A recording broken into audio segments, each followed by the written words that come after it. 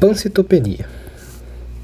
Então, a pancitopenia, ela representa uma redução das 3 séries que a gente avalia no hemograma, né? Então, uma redução de hemácias, uma redução de leucócitos e uma redução de plaquetas.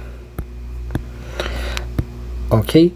Bom, e aí, sempre que a gente vai pensar em coisas no hemato, a gente pensa que uma redução que a gente está vendo, ela pode acontecer por menos produção ou por mais destruição, ok? E aí a gente vai pensar nesse sentido mesmo. Então, quem que está produzindo essas 3 séries aqui? Elas vêm lá na hematopoiese da célula-tronco que está na medula óssea. Então, a medula óssea, quando a gente pensa em pancitopenia, a gente tem que pensar em medula óssea. A medula óssea ela não está funcionando por algum motivo. Mas destruição é uma possibilidade também. Só que essa destruição ser tão ampla para ela destruir as 3 séries, tem que ser ou a gente pensar num cenário de hiperesplenismo. Então, o hiperesplenismo é algo a se pensar. Ou um cenário de maior gravidade, um cenário mais agudo, como uma CIVD, uma PTT, algo nesse sentido. Só que aí, realmente, eu acho que, em termos de pancitopenia, não é o melhor jeito de investigar esses casos. Então, por isso que eu não vou ressaltar tanto essa parte.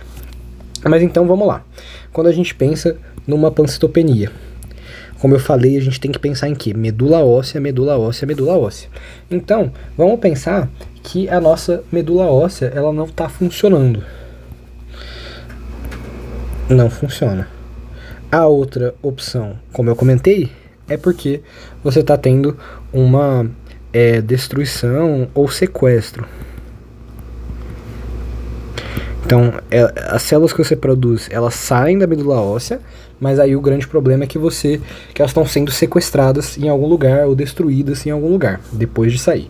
Mas o mais importante é pensar na medula óssea não funcionante. E a medula óssea não funciona por quê? Bom, a gente tem que pensar que pode ser porque ela não tem célula mais. Então, é a aplasia de medula. A aplasia de medula é uma hipótese bastante importante num paciente com pancitopenia, principalmente um paciente idoso. E aí a gente entra também em várias causas dessa medula óssea que está sem células, que ela está lipossubstituída. Por que pode ser? Pode ser por uma causa genética. E aí a pessoa ela já vai ter isso constitucional, né? Mas é algo a se pensar. Por exemplo, anemia de Fanconi é um exemplo, né? Mas enfim, tem várias outras causas genéticas possíveis. Pode ser uma causa autoimune. E aí em autoimunidade a gente sempre lembra do lúpus como algo característico. Bom, pode ser um processo que seja infeccioso. Então infecções podem causar. E também pode ser algo iatrogênico. Então pode ser por conta de uma quimioterapia, de uma radioterapia e por uma medicação, uma droga mielotóxica ou mielossupressora. Ok? Então, a nossa medula pode não funcionar por quê? Porque não tem medula para funcionar, não tem célula na medula. Ok, pode ser também por quê? Porque a gente tem uma medula ineficiente. O que é isso? Então a gente tem célula funcionando, entre aspas, a gente tem células produzindo, e aí a gente vai conseguir ver na biópsia de medula óssea células presentes lá, mas essas células, elas não estão conseguindo produzir células viáveis. Isso pode ser por quê? Pode ser porque as células elas estão mutadas e elas estão gerando citopenias. Como que chama o processo em que você tem uma mutação dessas células precursoras e elas ficam esquisitas e elas não conseguem ir para frente? Isso chama mielodisplasia. Lembrar que a mielodisplasia, ela, sendo uma displasia, ela é uma alteração pré-neoplásica, né? Ela é uma pré-leucemia mieloide aguda. Mas a mielodisplasia, então, é um diagnóstico diferencial importante da plasia de medula. A gente tem que lembrar dessa relação. Então, mielodisplasia. Bom, Mas às vezes a célula até que tá normal, a célula em si, mas a gente não tem substrato para produzir as coisas, então a célula fica esquisita, que é o que acontece na anemia megaloblástica, na verdade nas alterações megaloblásticas que levam à pancitopenia. E aí isso é por deficiência de ácido fólico ou vitamina B12. Certo. Então a gente sabe que ou é porque não tem célula na medula, ou porque tem célula, mas as células não funcionam direito, mas pode ser então porque a medula está ocupada por outras células, que não as células da própria medula. E aí seria uma medula infiltrada.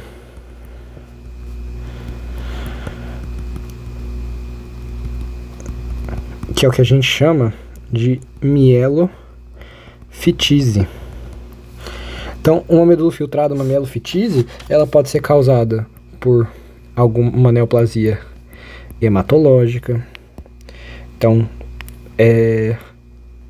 as leucemias, os linfomas, os mielomas, a própria síndrome mielodisplásica, ela tem também esse mecanismo de gerar infiltração da medula, e aí ela prejudica as outras células que estão ocupando a medula a produzir. E aí, bom, a infiltração ela pode ser também por uma metástase, então não precisa ser uma neoplasia hematológica. Às vezes você tem uma metástase de qualquer sítio que seja, e essa metástase ela ocupa a medula e impede ela de produzir normalmente as células. Ou então, pode ser por conta de uma infecção, e aí o clássico do clássico é uma infecção granulomatosa, por exemplo, uma tuberculose, gerando isso.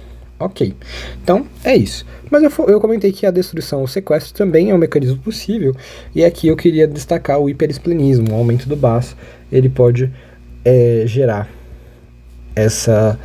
a pancitopenia também. Ok? E aí, levando em conta esse raciocínio, na hora que a gente está fazendo esse raciocínio, a gente tem que pensar em como que a gente investiga a partir disso, então, uma pancitopenia. Bom, levando em conta essas alterações, aqui, o que a gente poderia pensar aqui, pensando em aplasia de medula? Quer dizer, na verdade, voltando antes, como a gente está pensando em problemas de medula, é interessante a gente fazer uma avaliação da medula óssea, né? Então, em caso de pancitopenia, isso não é sempre, né? Mas se a gente não tem uma causa muito evidente, a gente tem que pensar em avaliação da medula. E aí fazer um mielograma e biópsia de medula óssea. Tá? Mas ok, isso é algo mais óbvio a se fazer, mas fora isso. Então, pode ser uma causa genética. Sendo uma causa genética, o que a gente precisa fazer? A gente precisa pedir hemogramas prévios. E também ir repetindo hemogramas para a gente ver se essa pancitopenia ela se mantém. Mas o importante é ver como que era o perfil de hemograma desse paciente anteriormente. Se ele já tinha isso, ou se ele não tinha uma pancitopenia, ele tinha uma anemia e depois evoluiu com uma pancitopenia, para a gente ter noção do que está acontecendo. Autoimunidade. Então a gente pode fazer pesquisa de FAM, por exemplo, ou guiado em outros sintomas para a gente avaliar se existe alguma causa autoimune possível. E, bom, infecção. Então a gente pode pedir sorologias gerais que são pedidas. Então, por exemplo, HIV, hepatites, sífilis. Ok? E iatrogenia, aqui é importante a gente, na anamnese, ver quais drogas o paciente usa e drogas recentes. Se alguma droga que ele usou recentemente, ela poderia ter essa ação mielotóxica ou mielossupressora. Tá. Pensando aqui em mielodisplasia, o principal seria a biópsia de medula óssea mesmo, porque no esfregaço de sangue periférico a gente poderia ver também algo alterado, então eu poderia adicionar aqui também o esfregaço. E na alteração megaloblástica também a gente vê no esfregaço, mas a gente também tem que dosar o ácido fólico e vitamina B12, que são as causas das alterações megaloblásticas, né? Mielofitise, aqui a gente vai ver fundamentalmente com a biópsia de medula óssea, né? Porque a gente consegue ver se existe algum processo infiltrativo.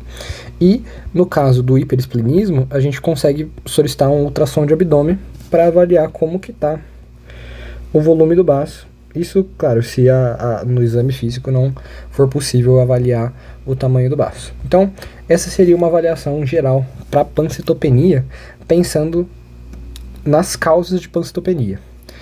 E dessa forma dá para fazer uma avaliação inicial. Claro que mielograma e biópsia de medula óssea geralmente são muito importantes, mas se você tem uma causa um pouco mais evidente, por exemplo, um uso recente de alguma medicação mielosupressora, e aí em resposta o paciente faz pancytopenia, não necessariamente você precisaria fazer um estudo de medula óssea, porque você já tem a sua causa possível esse mielograma ele viria só com, por exemplo, um stop de maturação descrito, mas esse stop de maturação é por conta do uso de droga, então ele pode até confundir a avaliação. É claro que tudo tem que ser considerado com base na clínica do paciente, mas se você tem uma pancytopenia sem causa esclarecida, você pode fazer esse raciocínio geral para começar a avaliação.